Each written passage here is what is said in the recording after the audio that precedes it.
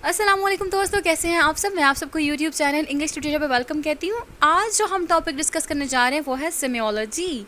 सेमियोलॉजी किसे कहते हैं? आपने आपने स्ट्रक्चरलिज्म पढ़ा होगा, पोस्ट स्ट्रक्चरलिज्म पढ़ा होगा और उनके अंदर आपने एक टर्म पढ़ी होगी सेमियोटिक्स।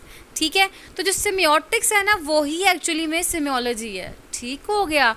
अब मैं बात करूँ इसकी डेफिनेशन की। सेमियोलॉजी किससे कहते हैं? सेमियोलॉजी कहते हैं साइंटिफिक स्टडी ऑफ साइंस को, और in other words the study of science is known as semiology. Semiology word science से निकला है, साइंस SIGNS, साइंस।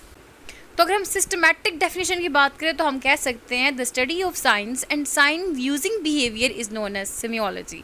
अब हमारे पास ना एक बहुत ही बड़े लिंग्विस्टिक्स हैं, लिंग्विस्ट।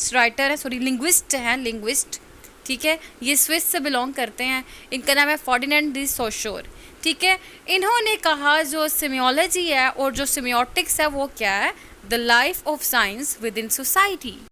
हालांकि 17वीं सेंचुरी के अंदर फर्डिनेंड डी सोशोर जो है वो पैदा ही नहीं हुआ था, लेकिन तब ही इस वर्ड को यूज़ कर लिया गया था। एक फिलोसफर थे जॉन लॉक, ठीक है, उन्होंने इस वर्ड को यूज़ किया था। लेकिन जो आइडिया है ना सेमियोलॉजी का, सेमियोटिक्स का एक इंटरडिसिप्लिनरी फील्ड के तौर पे, ठीक है, वो लेट 19 to 20th सेंचुरी में ही आया था सोशोर के, और साथ साथ एक अमेरिकन फिलोसफर थे चार्ल्स सैंडर्स पायर्स।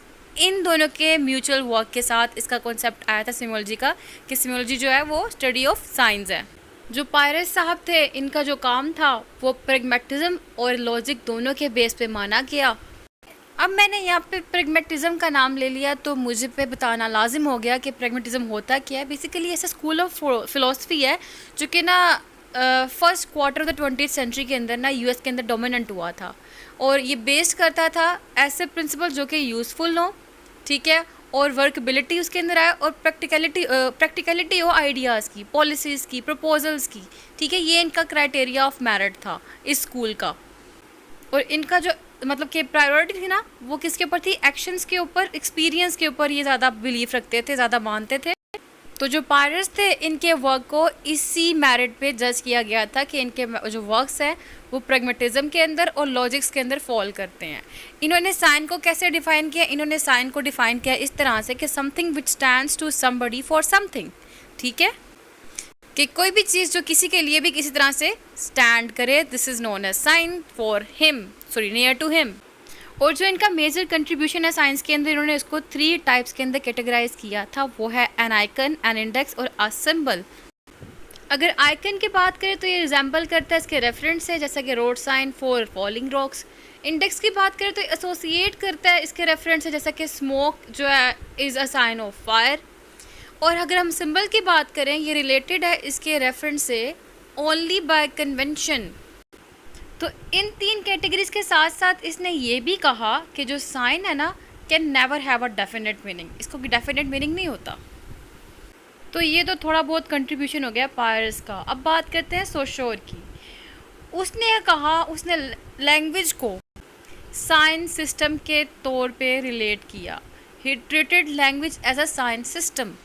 और इसने कहा जो साइंस सिस्टम होता है ना वो किस तरह से होता है? एक साइंस जो होता है ना वो सिग्निफायर और सिग्निफाइड से मिलकर बनता है। अब यहाँ पे 2 वर्ड इस्तेमाल कर दिए मैंने, सिग्निफायर, सिग्निफाइड। तो मैं इनका मतलब भी आपको लाजमी बताऊंगी कि सिग्निफायर क्या होता है। सिग्निफायर ऐसी चीज़ होती है जो कि कोई भी वर्ड, कोई भी जेस्चर और कोई भी साउंड हो सकता है। और सिग्निफाइड जो होता है वो कोई भी कॉन्सेप्ट हो सकता है उस सिग्निफायर के रेलेवेंट। मिसाल के तौर पे मैंने बोला बर्ड। जब मैंने बर्ड का वर्ड बोला ना तो आपके माइंड में जो पिक्चर आई ना दैट इज सिग्निफाइड। जो मैंने वर्ड बोला बर्ड वो सिग्निफायर है, और जो बर्ड की पिक्चर आपके माइंड में आई वो सिग्निफाइड है। तो अगर हम सिस्टमैटिकली डेफिनेशन की बात करें तो सिग्निफायर हम कह सकते हैं which in language is a set of speech sounds और मार्क्स ऑन अ पेज। ठीक है, और सिग्निफाइड जो हम कह सकते हैं वो क्या है?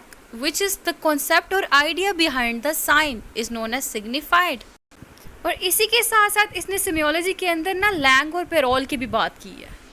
इसके मुताबिक जो लैंग है ना वो बेसिकली एक सिस्टम है, और जो पेरोल है वो उस सिस्टम का यूज़ है। जो लैंग है ना, a sign is a basic unit of language, और जो पेरोल है वो हेल्प आउट करता है स्पीच को प्रोड्यूस करने में और ऑल्सो टू प्रोड्यूस राइटिंग। जो लैंग है वो सोशल है, पेरोल जो है वो इंडिविजुअल है। लैंग जो है ना वो एक set of convention and rules है, और जबकि पेरोल जो है वो इंडिविजुअल परफॉर्मेंस ऑफ लैंग्वेज है। तो इन शॉर्ट जो what is share by the community है ना वो लैंग होता है, और the what is spoken by the individual है ना वो पेरोल होता है। तो अभी जो हमने सारी बातचीत की ना कि साइंस की बात कर दी जाए, और जो है सिग्निफाइड की बात कर दी जाए, लैंग और पेरोल की बात कर दी जाए, तो ये जो इंटरेस्ट है ना स्ट्रक्चर के अंदर, यही इंटरेस्ट जो है ना सिमियोटिक को लिंक करता है स्ट्रक्चरलिज्म के साथ, क्योंकि सिमियोटिक्स बेसिकली लिंक्ड है साइंस के साथ। ठीक है, तो scientific study of signs is known as semiotics और सिमियोलॉजी, और जो सिमियोटिक्स और सिमियोलॉजी के मेथड्स हैं हम लोग स्ट्रक्चरलिज्म के अंदर भी यूज़ करते हैं, और जो पोस्ट स्ट्रक्चरलिज्म है उसके अंदर भी हम लोग यूज़ करते हैं एनालाइज करने के लिए रिलेशंस वगैरह को। तो ये सिमियोलॉजी का कॉन्सेप्ट मेनली इंट्रोड्यूस करवाया था सोशल ने, और जो इसी की थ्योरी है स्ट्रक्चरलिज्म और जो पोस्ट स्ट्रक्चरलिज्म है उसके साथ भी रिलेट होती हैं, इवन के फंडामेंटल मानी जाती हैं उसके साथ। तो यहाँ पे हमारा कॉन्सेप्ट हुआ कवर। मैं आपको एंडिंग पे ये भी बता दूँ कि जब आपको सेमियोलॉजी का क्वेश्चन आता है तो आपने बताना है कि सेमियोलॉजी क्या है। ठीक है, फिर आपने सोशल के कॉन्सेप्ट को डिस्कस करना है सेमियोलॉजी से रेलिवेंट, आपने सिग्निफाइड को बताना है। ठीक है, आपने 2 लेवल्स बताने हैं मीनिंग के, वो है डिनोटेटिव मीनिंग और connotative meaning. Denotative meaning dictionary वाले और कोनोटेटिव कॉन्सेप्चुअल वाले, और साथ ही साथ आपने ये भी बताना है कि जो डिनोटेटिव और कोनोटेटिव मीनिंग होते हैं ना, ये जो सिग्निफायर और सिग्निफाइड का रिलेशन होता है ना उसको भी कॉम्प्लेक्स बनाते हैं। इसके बाद आपने एंडिंग पे बता देना कि जो सोशल है उसकी थ्योरीज जो है वो बहुत ज़्यादा फंडामेंटल कंसिडर की जाती हैं, और ये स्ट्रक्चरलिज्म और पोस्ट स्ट्रक्चरलिज्म दोनों के अंदर इसकी इम्प्लीकेशन की जाती है। यहाँ पे video and. Thank you so much. Channel को ज़रूर सब्सक्राइब करिएगा और दोस्तों के साथ भी वीडियो ज़रूर शेयर करिएगा। अल्लाह हाफ़िज़।